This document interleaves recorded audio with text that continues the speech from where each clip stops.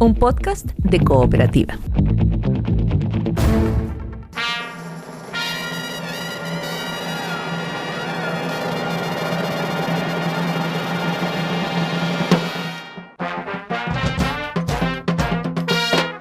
Hola, esto es Salud por la Historia, un podcast que reúne las conversaciones que hemos tenido durante ya varios años con el dramaturgo Andrés Kalavsky. Diálogos sobre los pequeños y grandes momentos que forman nuestra historia. Hablamos de música, de inventos, de creaciones y decisiones que cambiaron nuestra vida, de aventuras y descubrimientos, de heroínas, héroes y villanías. Este es un podcast para entender cómo llegamos hasta aquí y suena como un brindis. Salud por la historia. Está haciendo un poco calor. Sí, pero podemos solucionarlo. Préndete el aire acondicionado, porque hoy vamos a hablar del aire acondicionado.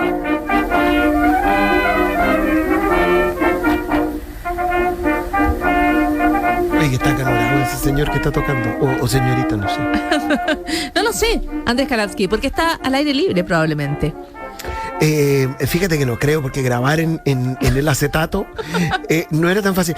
Pero partamos en el verano de 1902, en Nueva York. Muchos años atrás. Un verano que te digo yo, en que caían los patos asados. Tórrido. Y el problema del verano tórrido es que además era muy húmedo. Y otras palabras, esdrújulas también. No, era muy húmedo. Y entonces, porque yo no sé si te has fijado, pero Nueva York está como en el mar. ¿Sí? Una cuestión que le pasa a Nueva York. De hecho, una isla. Trataron de ponerla en otra parte, pero quedó como colgando. Ya fue una isla. Y entonces había una imprenta, la imprenta Sackett and Wilhelm, que tenía una revista bien popular que se llamaba Judge, que era una revista de sátira política como el Topace, digamos, pero en 1902, y no lograban que se le secara la tinta porque había demasiada humedad, lo que era un pequeño problema para el negocio, ¿no? Porque no podía, los chistes con la tinta corrida no son tan divertidos. Y además que allá en Estados Unidos tienen más espacio para la sátira política porque tienen más... Claro, por la protección constitucional. A la primera enmienda, que es el derecho a la libertad de expresión. Exactamente. Ya uno puede ver de quién y quiénes lo ocupan más y quiénes están mejor instalados. Pero para la sátira en prensa hay espacio. Hay más espacio. Por lo tanto, este era un negocio más o menos bueno, pero la tinta no se seca porque hace mucho calor y es 1902. Claro, y está tan húmedo que... Oye, consíguete un ingeniero. ¿Sí? Está tan húmedo que consíguete un ingeniero que nos arreglen esta cuestión. Está bueno entonces llamaron a Willis Carrier, que era un cabro, ingeniero. Y dijo, sí, yo puedo inventar un sistema. Mira, lo que voy a hacer es que voy a hacer como una bomba de aire que va a pasar el aire de la habitación por unas cuestiones que voy a enfriar con amoníaco, y entonces eso va a producir condensación en estos fierritos, ¿sí? Entonces vamos a ir secando el aire de la habitación. Estupendo, se seca la tinta, se imprime Judge, la imprenta se tira para arriba, pero además cuando va don Willis a hacerle las revisiones a la maquinita que inventó, descubre que todo el mundo se pone a almorzar en la sala de imprenta. Obvio. Porque está más fresquito. Exactamente. Y se inventa el aire acondicionado. Y se demora... Hay que decir que se demora un rato largo en lograr tener el tamaño y el modo de funcionamiento que permita la instalación masiva. Pero a partir de después de la Segunda Guerra Mundial, empieza a haber equipos de tamaño que permiten instalarlo casi en cada ventana en Estados Unidos. Y se produce una enorme migración gracias a los aires acondicionados. Y entonces Florida y Arizona, que eran tradicionalmente lugares muy poco poblados, de repente se llenan de gente. ¿Y de qué gente? Gente que ahora puede estar fresquita, que quiere un riguroso control de la temperatura. En general, gente que ya salió del mundo laboral y que es más bien conservadora. Y entonces, el dominio demócrata de la política de Estados Unidos, ¿te acuerdas que habíamos hablado de la crisis del cobre, 1907, cómo eso había hecho un dominio demócrata de la política de Estados Unidos? Terminó por el aire acondicionado. A ver, yo encuentro que te fuiste un poco lejos y por eso estaba esperando el fin de tu frase. Tú dices, surge el aire acondicionado en el marco, digamos, de una operación editorial, una empresa que quería mejorar las condiciones para poder secar la tinta para su revista política. Y este invento permite enfriar el aire. Y por lo tanto ya podemos empezar a vivir en lugares que antes eran muy calientes e insoportables, claro, porque podemos generar nuestras propias condiciones de temperatura. Por lo tanto, naturalmente, se puede empezar a vivir de manera más tranquila en lugares que eran muy calurosos, como el estado de Florida o Florida. La Florida. La Florida. En la Florida.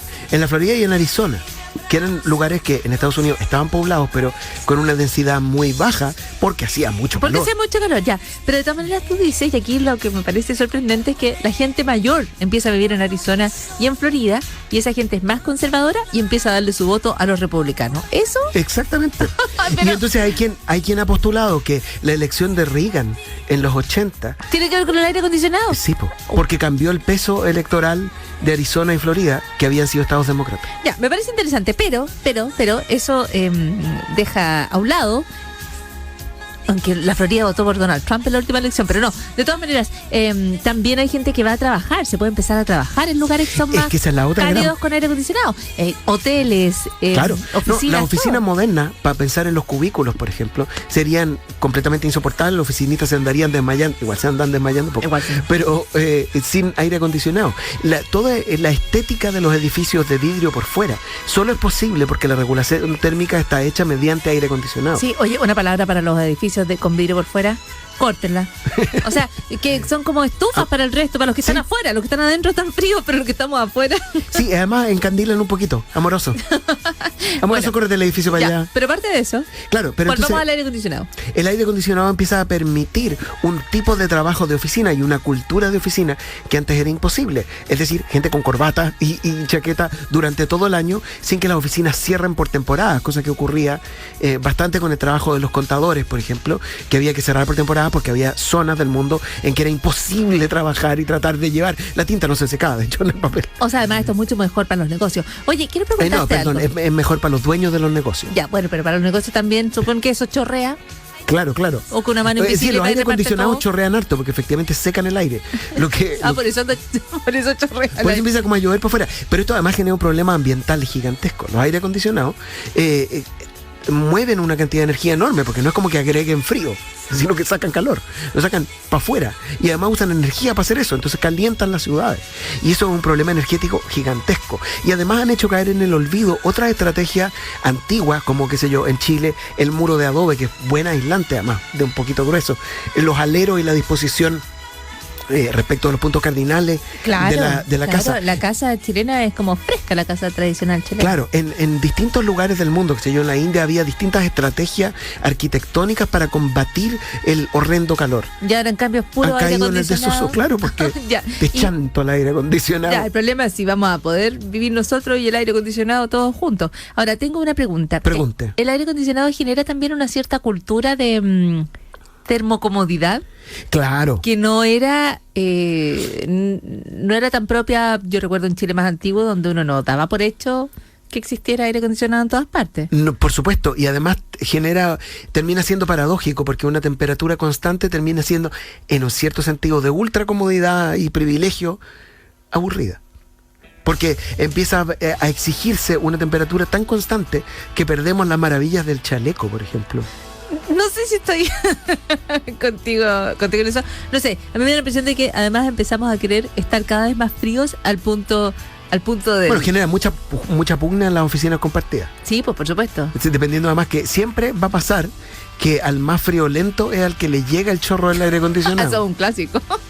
¿Dónde buscar el más friolento? Debajo del aire acondicionado. Y luego está el tema de los hombres y las mujeres, porque las mujeres tienen que andar como con vestidito, con gela, y los hombres Claro. andan con chaqueta y corbata, óptimos Con, ahí en los... con el cuello bien abrigado, además. Andrés Kalavsky, Mande. interesante historia respecto a las derivadas del aire acondicionado. Está haciendo como frío ahora. De hecho.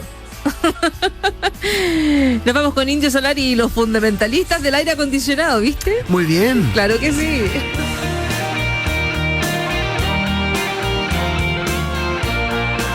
Eso fue Salud por la Historia. Conversaciones junto a Andrés Kalavsky, disponibles en cooperativapodcast.cl, Spotify, iTunes y otras plataformas.